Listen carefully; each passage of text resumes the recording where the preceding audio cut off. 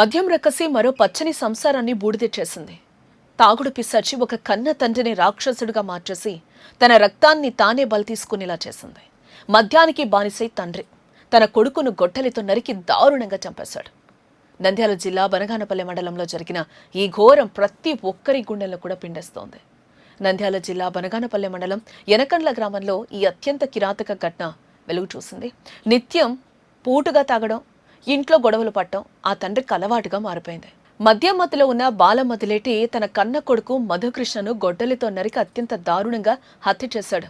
కంటికి రెప్పలా చూసుకోవాల్సిన తండ్రే కాలకూట విషమై కొడుకు ప్రాణాలు తీశాడు. గత కొంతకాలంగా బాలమదిలేటి మద్యానికి పూర్తిగా బానిసయ్యాడు. ప్రతిరోజు బయట తాగి రావటం, ఇంట్లో ఉన్న భార్య, కొడుకు, కోడలతో గొడవలు పట్టడం పరిపాటిగా మారింది. నిన్న కూడా బాల ఎప్పట్లాగే ఫుల్లుగా మద్యం తాగి ఇంటికొచ్చాడు. రావడమే ఆలస్యం. ఇంట్లో ఉన్న వారితో తీవ్రస్థాయిలో గొడవకు దిగాడు. ఆ సమయంలో 25 ఏళ్ల కొడుకు మధుకృష్ణ తండ్రిని వారించే ప్రయత్నం చేశాడు. ప్రశాంతంగా ఉండమని, గొడవ చెయ్యొద్దని వేడుకున్నాడు.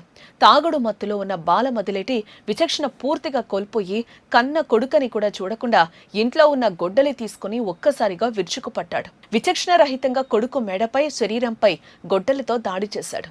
తీవ్ర రక్తస్రావం కావడంతో మధుకృష్ణ అక్కడికక్కడే కన్నుమూశాడు. కొడుకు రక్తం మడుగులో పడిపోవడం చూసి ఆ కుటుంబ సభ్యులు తీవ్ర భయాందోళనకు గురయ్యారు. ఏకైక కొడుకు తన కళ్ల ముందే దారుణ హత్య గురి కావడంతో తల్లి సుబ్బమ్మ గుండె పగిలేలా రోధిస్తోంది. భర్తే కొడుకుని పొట్టన పెట్టుకోవడంతో ఆ తల్లి వేదన వర్ణనాతీతంగా మారింది. మృతుడు మధుకృష్ణకు భార్య అర్చన, 2 చిన్నారి ఆడపిల్లలు కూడా ఉన్నారు. మరింత విచారకరమైన విషయం ఏంటంటే భార్య అర్చన ప్రస్తుతం 3వ నెల గర్భవతి.